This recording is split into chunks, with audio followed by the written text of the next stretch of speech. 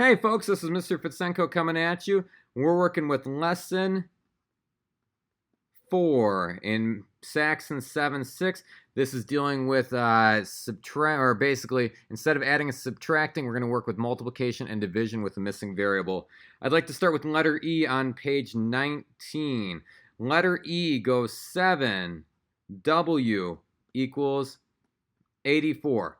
Now, last time we worked with commutative property of addition, and commutative property of addition said that our addends can go through and can be switched in order. It doesn't matter which way we go through. Now, this is multiplication, so we call these factors, the things that are being multiplied. And same thing here, it doesn't matter the order. And so what I'm going to recommend is we start by writing it this way. We're going to put our variable first, multiplied by 7. And this is the exact same thing, is equal to 84. And similar to what we did in lesson 3, we are always going to use the inverse operation. So right now, we're multiplying by 7. We think of our invisible line here. And in order to get rid of this multiply by 7 part, we're going to go through and we're going to divide each side by 7. These two cancel out. It's basically doing the opposite of each other. So we do a rewrite now. We have W is equal to, and this is basically 84 divided by 7. And if we perform that operation, we find out that W is equal to 12. And again, we're not done. What we do is we take this answer. We think that W should equal 12. And we're going to plug in 12 right here for W. And we say 7 times 12 equals 84. Is that a true statement? Yes, it is. So we are done. Let's keep moving here. This is letter F. Letter F. Okay. So now as we go through, we have 112 is equal to 8m. And this problem and the last problem are identical except one little thing here is notice the variables on the right side. That makes no difference whatsoever. Let's go ahead and do a rewrite. So we're going to go through 112 is equal to m multiplied by 8. Remember, our commutative property of multiplication says that we can change the order of these factors. So we've kind of got our invisible wall here. Opposite of multiplying by 8 is dividing each side by 8. So these ones cancel out here. Let's do our rewrite. We have m is equal to 112 divided by 8.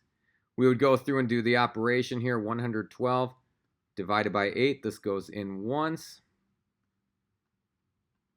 And notice here, so 8 goes into 32 4 times. With 0 as our remainder. So our final answer is m equals 14. And we would check that. We'd find out that that would work. Okay, let's continue. Let's do a dividing problem. Now, these are ones that can be a little bit hairy, but not too bad. I'd like to start with letter H. We have n over 5, or n divided by 5, that's our division bar, is equal to 60. Now, I like to tell students, instead of using the division bar, let's rewrite this using like this. N divided by 5 is equal to 60. And you'll see why I did this, because this is just the same format we're used to using. The opposite of dividing by 5 is multiplying by 5. So whatever we do on this side, we're going to do over here. These two cancel out. We only have n left over, which we drop straight down here. And right here, okay, so all we're going to do is go 60 multiplied by 5. Maybe you can do that in your head. If you can, awesome. We find out that this is equal to 300. We plug it in and we try it. 300 divided by 5, it equals 60. We're good to go. Now, final one I'd like to take a look at is letter G in this type of problem. Letter G becomes very similar to subtracting with a variable. We're going to go 360 divided by x is equal to 30. Now, what we're going to do is very simplistic, or at least it can be simplistic. We're going to start by doing a rewrite.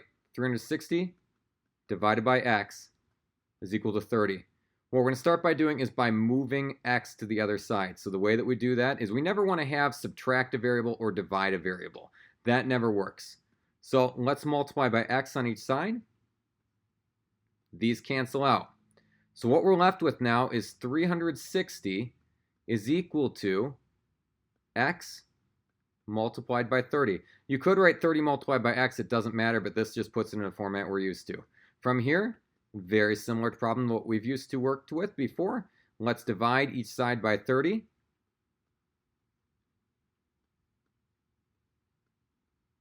These cancel out. And so now we've got x is equal to, and for the sake of time here, I'm just going to plug in an answer. We find out that this equals 12. Sorry about that. And then we'd go through and we could just rewrite this way. We'd plug it back in. We'd try 360 divided by 12 is equal to 30. That is correct. Okay. Final quick step and reminder, very similar to what we worked with before in lesson 3. Let's just take a look at letter A. Letter A says A multiplied by 7, and I hate this because it looks like a variable that we have here. A multiplied by 7 is equal to 91. Let's just do a rewrite. So basically what we do is we'd rewrite this as A multiplied by 7 is equal to 91. We'd solve like what we normally have been doing. These cancel. A is equal to 13. Awesome. Hope this helped. We'll see you next time.